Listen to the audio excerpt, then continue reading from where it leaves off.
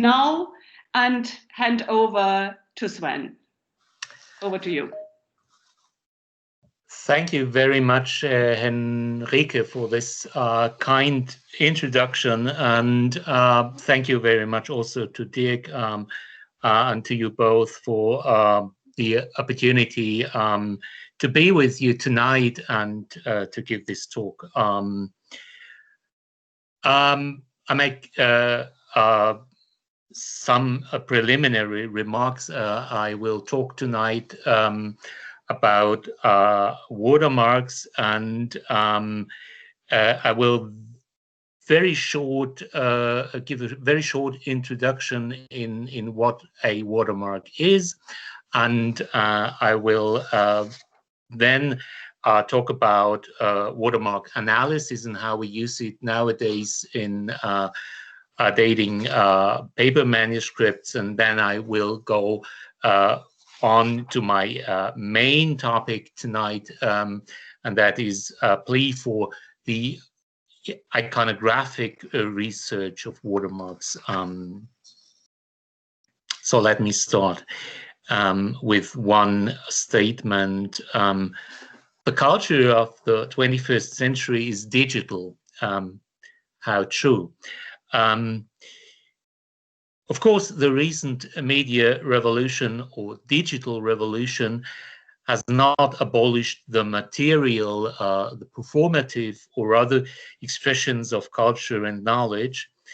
In some areas of our culture, digital forms have replaced analog forms. In others, they haven't.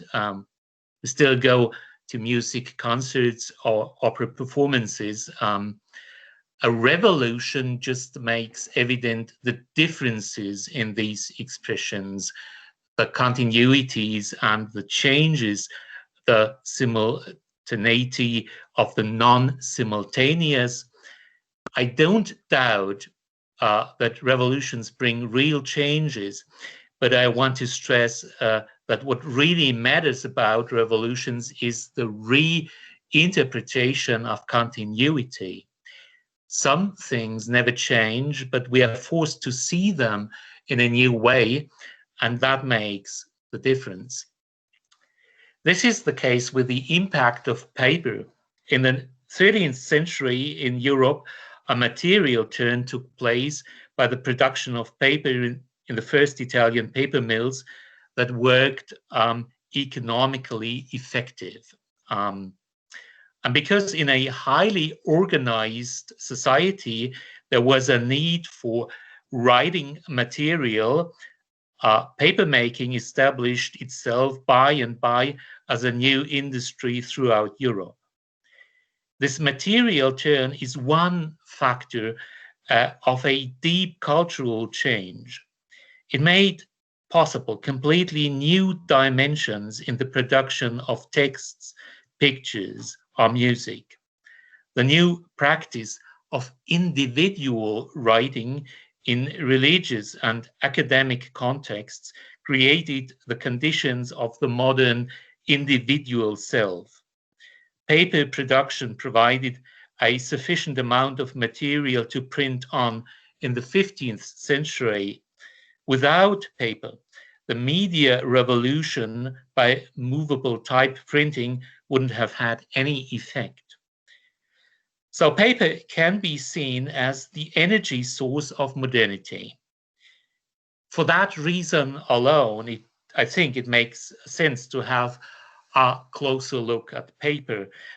And if you take that literally and hold a sheet of paper of the Middle Ages or the early modern period against the light, you'll normally find watermarks. A watermark is usually a picture. Sometimes it is writing or an abstract form, but a watermark forms part of the paper sheet's structure. Paper was made by scooping a pulp of textile fibers out of a vat, which you can see on the illustration on the left. For scooping, a mold was used. That mold was made of a wooden frame and wires that formed a sieve. The frame defined the format of the paper sheet. The construction of the wires showed itself as a structure in the paper sheet. And so did the model of the watermark that was also formed with a wire and was applied to the sieve. Less pulp can settle there, and these areas appear as bright lines in the paper when it's held up to the light, which you can see on this sheet, which was not written on. The analysis of watermarks in historical paper is today mainly used as a method of dating, primarily in the cataloging of medieval and early modern manuscripts, graphic sheets, or music. Gerhard Piccard's classical article on dating paper documents with the help of watermarks, in German Die Wasserzeichen-Forschung als historische Hilfswissenschaft, was published in 1956. Piccard's method is based on the observation that up to the mid of the 17th century, the molds used to make paper were only in use about a year, and that standard-sized paper was not kept in stock in chancelleries, but that the amount purchased was used up after a year or a maximum of 2 years.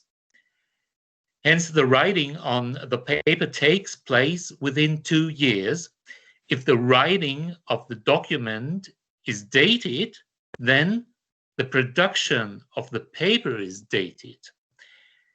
The complete identity of the watermark in an undated document with a watermark in a dated document shows, first, that the two documents were written on paper from the same manufacturing process, and second, that the two documents were written on paper,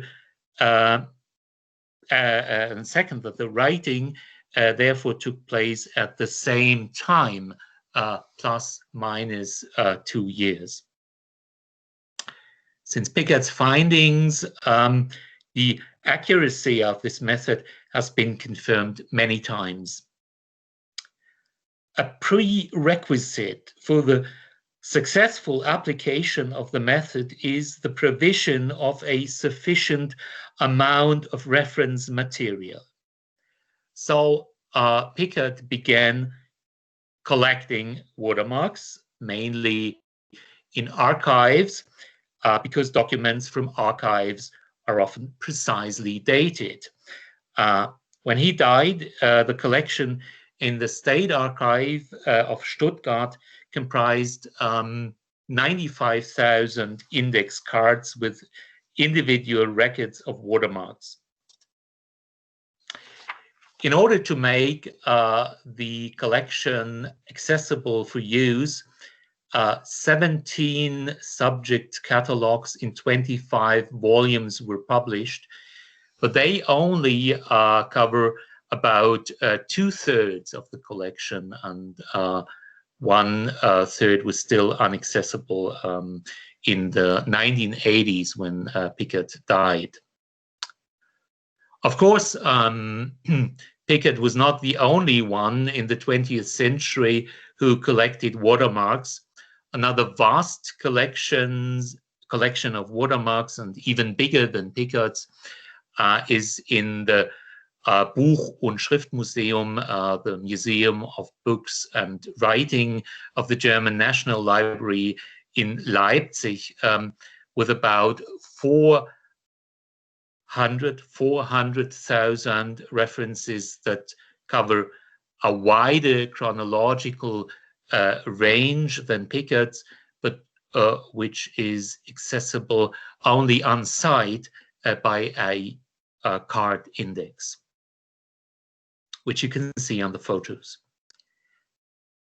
When I started cataloging a manuscript some 20 years ago, my wiser colleagues, to whom I owe an infinite amount of knowledge and skills, viewed the dating of paper manuscripts using watermarks with skepticism.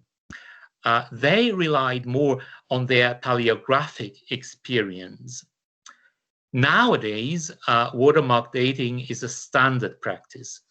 So what has happened in the meantime?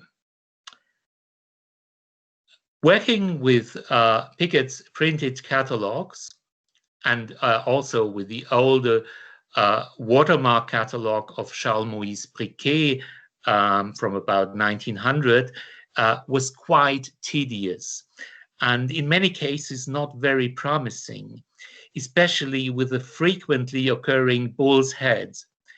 Many of the motifs found in manuscripts could not be found at all in the catalogues and made it necessary to make a specific inquiry to the collections in Stuttgart or in Leipzig. In addition, both the recording of watermarks by rubbing or drawing and the precise comparison require a lot of patience and experience. Then, from 2002 to 2006, the Piccard Watermark Index in Stuttgart was digitized and made available in the form of a freely accessible online database. In the following years, further theoretical principles and functionalities were discussed and developed in the EU project Bernstein, the Memory of Paper, that took place from 2006 to 2009.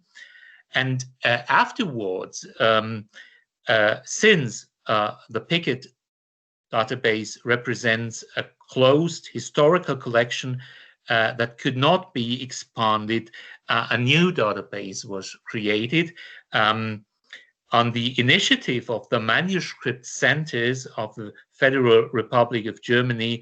A database was developed in 2010. In German, it is the Wasserzeichen-Informationssystem, the Watermark Information System, in short, WZIS. In German, we normally say WZIS.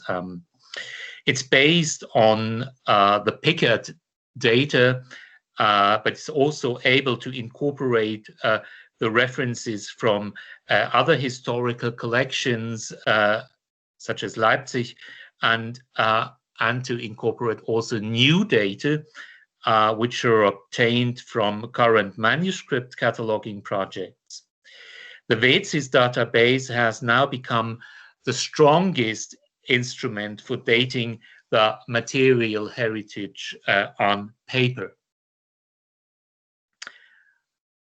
The process of dating manuscripts with information from the database on the one hand and enriching the database with a new material on the other hand forms a kind of hermeneutic circle.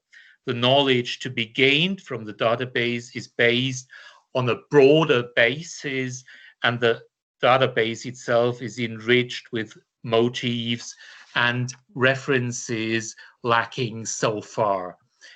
The import of data from northern Germany, for example, from northern German holdings, for example, closes the gap of previously neglected areas.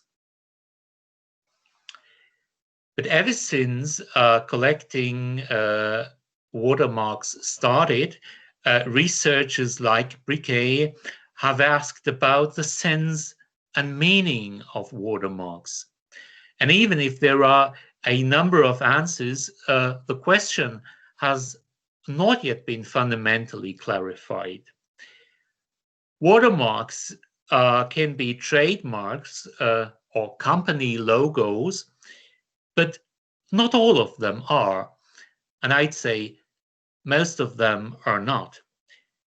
Watermarks can be quality labels, but they are not overall time.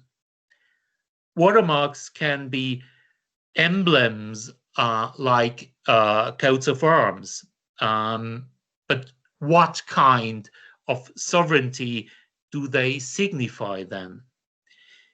Compared to the importance of watermarks in dating, these fundamental questions have faded into the background. So I want to ask if there's a way to make watermarks speak, and if so, do we have a grammar and a dictionary to understand what they tell us?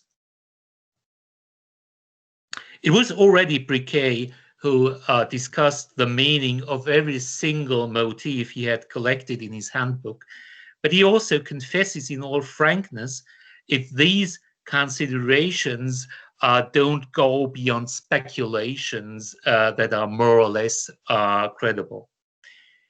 In discussing the bull's head, the most common watermark of all, Piccard presents various theses.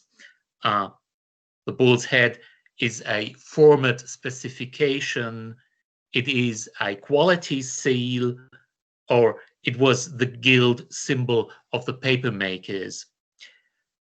At the end, he comes to the conclusion that it's impossible to give a reason why the bull's head is so common, and maybe there's more than one reason for that. Due to the frequency of the sign, however, its statement is arbitrary anyway. The same is true for a sign that is also quite common, such as the letter P. Even if it's correct in some cases that the sign P connects paper with the Philip the Good of Burgundy, it is used so often in different regions and times that the statement becomes arbitrary again. If it's intended or not, P stands for paper. But the frequency of individual signs obscures their variety, their use over time and in different regions, and the complexity of combined signs. Therefore, I'd like to make a plea for iconographic research on watermarks. Two questions concern me: the character of watermarks as signs, theoretically, and the repertoire of images from which they come. From Ferdinand de Saussure, we have learned the linguistic sign is structured by a signifier and a signified, and that the relation between signifier and signified is arbitrary. Le lien unissant le signifiant au signifié est arbitraire, an insight which is still regarded as axiomatic in linguistics. But since St. Augustine, throughout the Middle Ages and for the most of modern times, there was a completely opposite understanding of signs and especially of images. Semantics is not arbitrary, but it is an essential relation between the representation and the object represented. This relation is based on similarity. An image always bears something of the reality of what it represents, be it the physical or the metaphysical world, be the physical or the metaphysical world. Images including script, symbols, or even sacraments, are therefore media that keep viewers in touch with the viewed. These ideas are especially relevant for the visual culture of late medieval and early modern piety, but they are also to be kept in mind for any visual practices of the time, like heraldry. And we should, of course, also pay attention to these ideas when dealing with the iconography of watermarks, especially because in the field, in this field, the sign is not just a label, but it forms, as we have seen, the structure of the material itself. Even if we're still not able to understand them, watermarks say something about paper. One area of visual culture that is very much based on the principle of similarity is mnemonics. As part of rhetorics, it provides techniques for memorizing the contents of speeches, especially court speeches, enabling a speaker to retrieve these contents in free speech. This means it is based on the translation of mental contents into pictures. These pictures are to be placed in the virtual room of an artificial memory. In retrieving the picture, the speaker will reconnect the picture with the content. The Rhetorica ad Herenium from the 1st century before Christ describes an artificial memory that consists in rooms or areas and images. The connection of concept and image is based on similarity. There is a similarity, a similitudo between things and images, as well as between things and words. The Rhetorica gives as example the picture of a ram's testicles for the content of the witnesses of a crime, designated by the related Latin words testiculi and testes.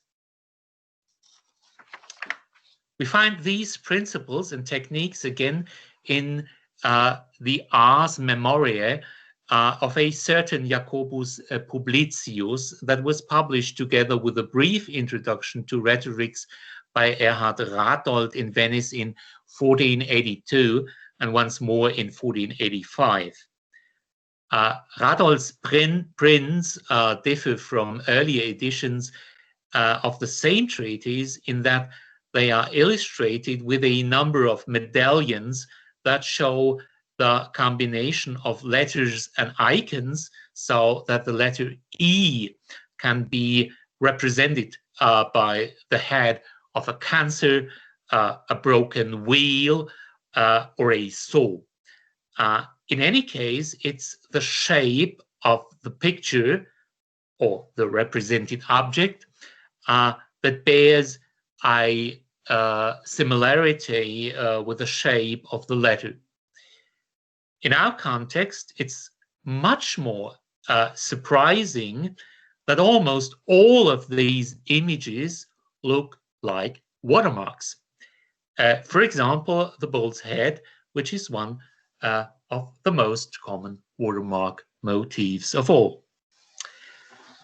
Johannes Publicius has designed a complete alphabet of pictures in which some letters can also be represented by several different pictures, as we saw with the letter E. The pictures represent everyday objects such as tools or musical instruments. There are also animals, buildings, or symbols, but there is no area of the world of things that dominates the selection, and there is no recognizable system beyond the similarity of shapes.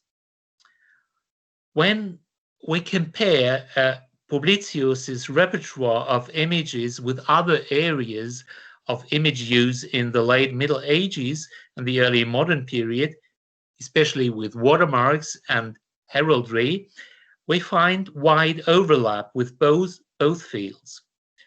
Almost all of the images designed by Johannes Publicius also appear as watermarks or as heraldic symbols or as both. I have compared the images of Publicius with the entries in the WZIS database and the Wappenbilderordnung WBO, the Heraldic Handbook of Common Charges by Jürgen Arndt and Werner Seeger, which is the most comprehensive catalogue and system of heraldic symbolism. The use of the same imagery doesn't seem particularly significant with widely used symbols such as the ship that we can see here as representative of the letter X in Publicius, as a watermark from the Piccard Index, and as the coat of arms of the city of Paris.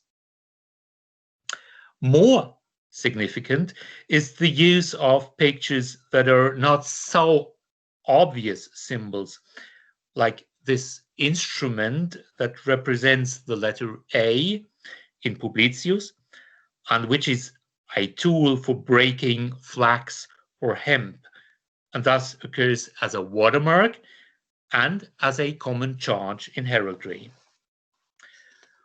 We can continue playing this game and come to the same results with scissors, or especially for you, Henrike, the trumpet, for example. To be clear, my argument is not the iconography of watermarks is a kind of mnemonics. Rather, different areas of the visual culture of the late Middle Ages have a common stock of iconographic signs, and these seem to come from the world of things and simple symbols.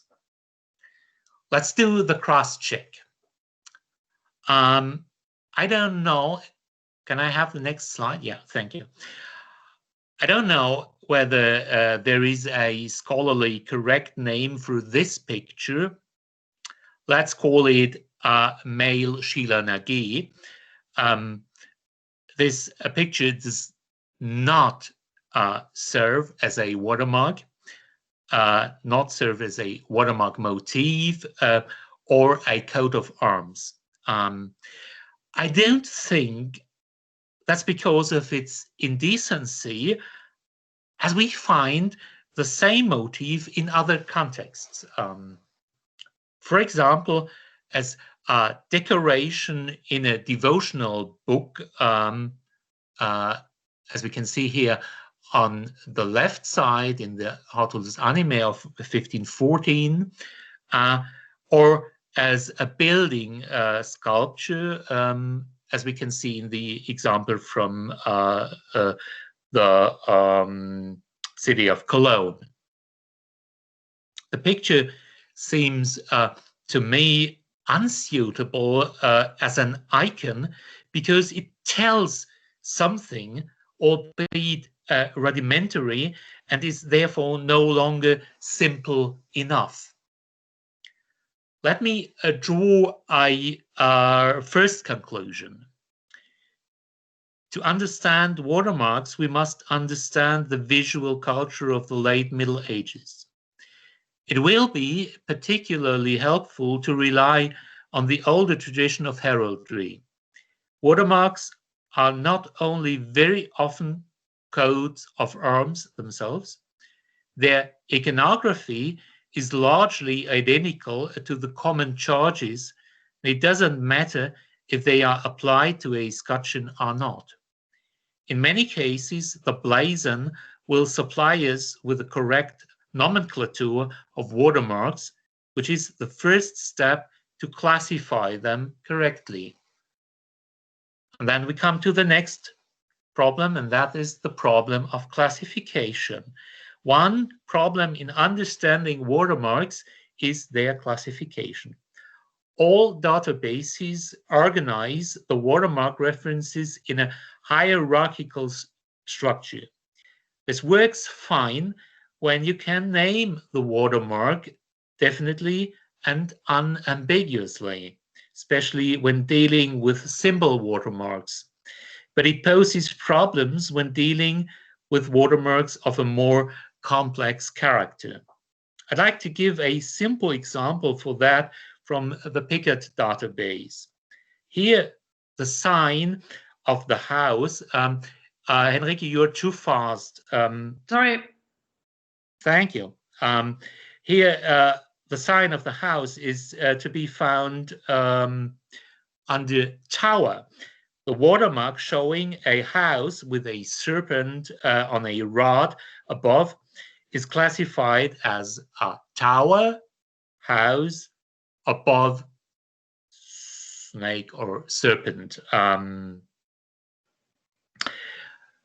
The watermark showing a house with a crozier of basil above and the letters NH beneath is not to be found in the main group of towers. It is instead classified as stick with additional motif, staff of basil, beneath house. The letters NH don't even occur in the description or classification. The different classifications depend on different perspectives. In one case, the house is seen as decisive, and in the other case, the crozier is seen as decisive.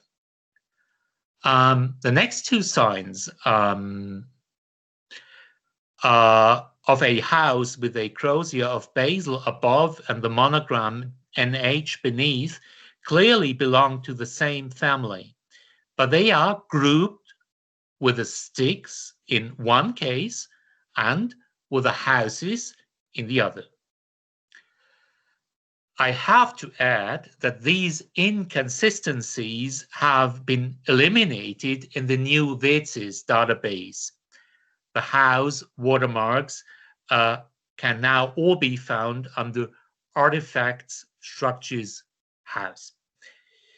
But particularly unfortunate is the fact that still not all elements of these watermarks were taken into account in the classification. The central icon house is combined in one subgroup with the crozier of basil, a heraldic symbol of the city of Basel. This alone suggests that it's paper from a Basel paper mill and that all iconographically similar house watermarks come from Basel.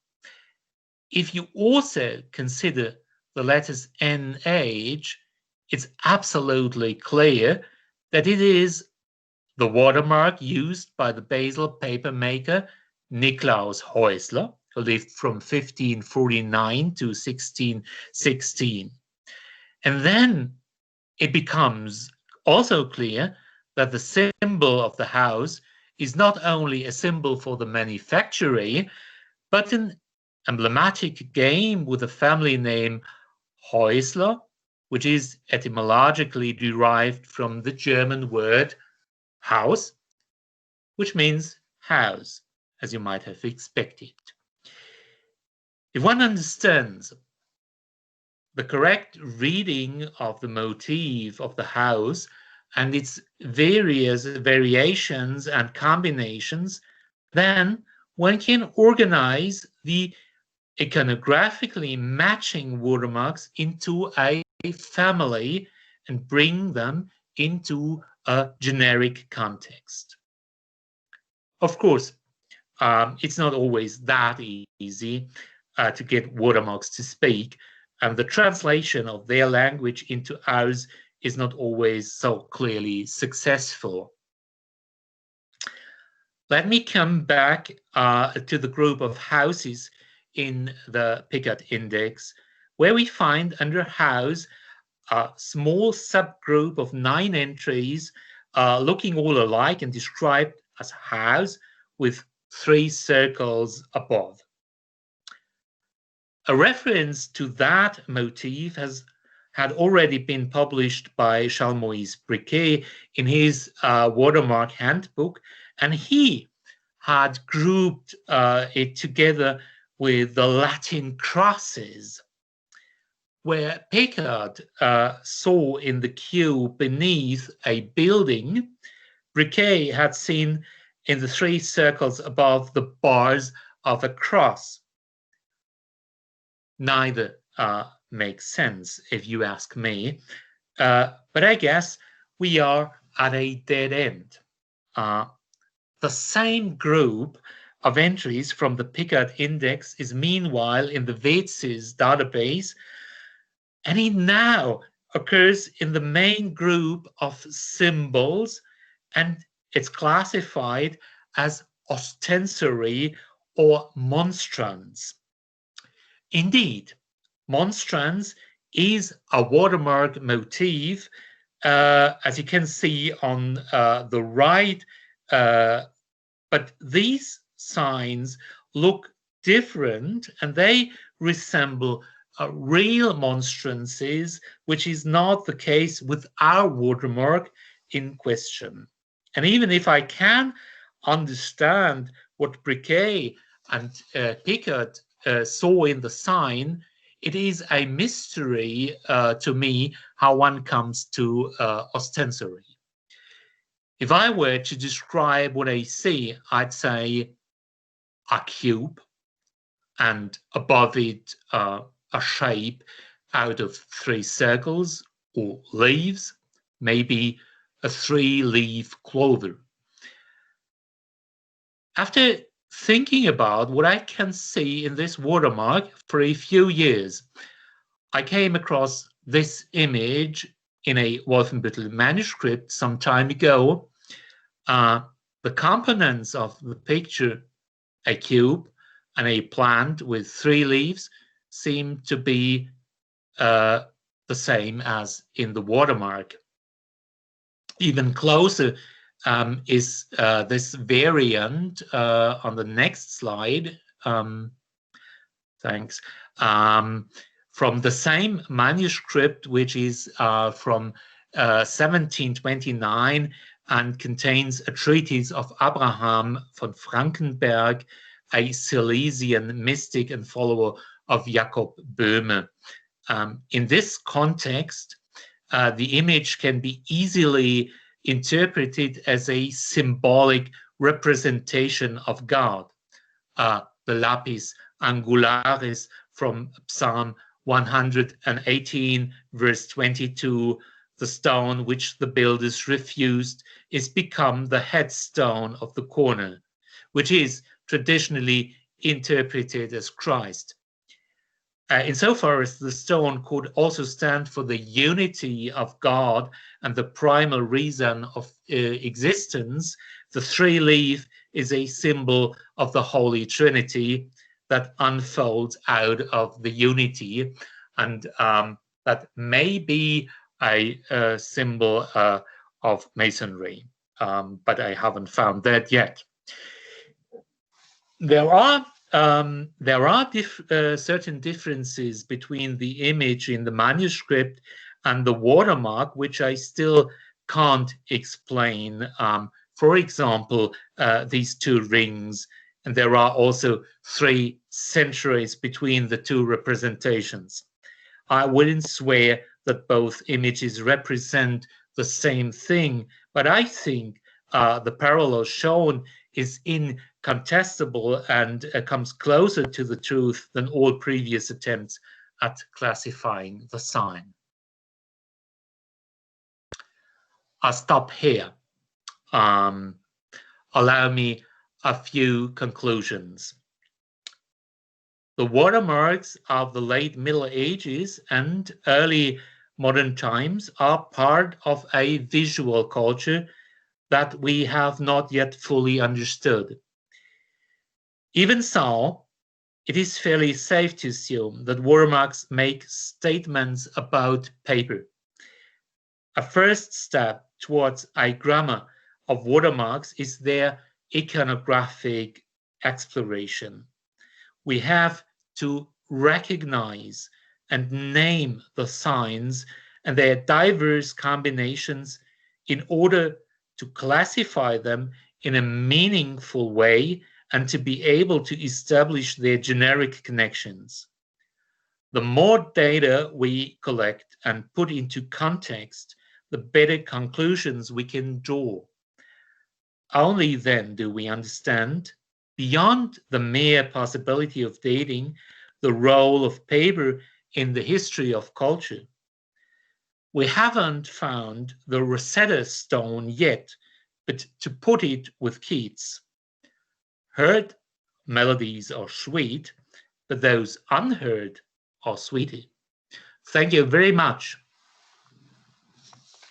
Thank you.